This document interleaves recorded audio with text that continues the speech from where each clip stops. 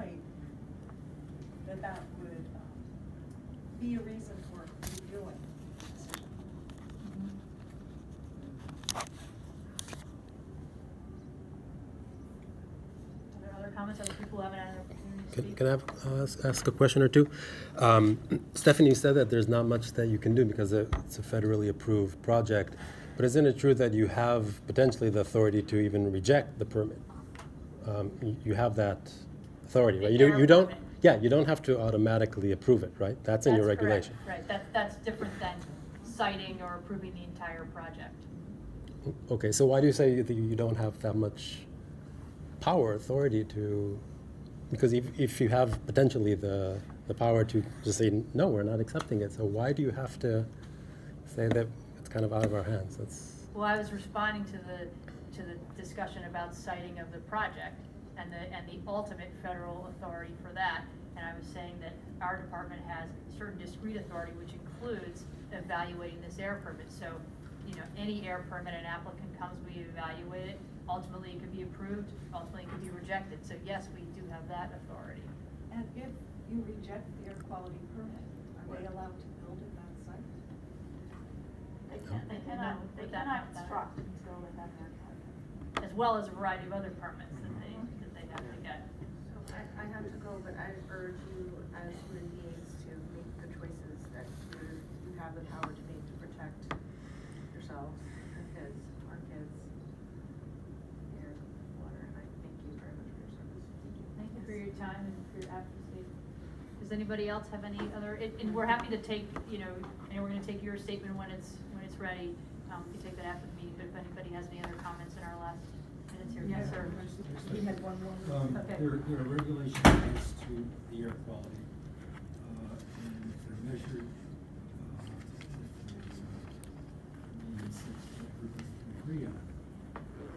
Are there mitigating circumstances that would allow or make you move in favor of the station if they exceeded the regulatory numbers? In other I'm not words, sure how to answer that. Well, you have numbers that say. If they have numbers and their air quality analysis shows they're tripping a standard, we would require them to do something to the facility to mitigate that, to come in under the standard. But there's no mitigating circumstances like it's for the greater good, or is it cut and dry that if they don't meet the standards that are already established, that they won't get the permit? I mean, I don't understand. When you say do they meet the standards, that's a pretty open-ended question. So there's standards that under the National Ambient Air Quality Standards, they have to show that they're not causing an exceedance or making an existing exceedance worse. So they're doing modeling to show that they're in compliance with those standards. In compliance today and projecting out as if the Exactly. compressor's there. For just people that don't know all of the technicalities, Right. does it make sense to add more when it's already out of compliance? What are you saying about compliance? The benzene. Benzene is something that we will take a look at, but, So you're saying What I- overall, is that what you're saying, in a situation, a hypothetical, another situation, if somebody applies for an air permit and the quality of the air at a baseline is out of compliance, how does the department consider that? We look at that, right? Look at that required additional work and controls to make sure it comes But in.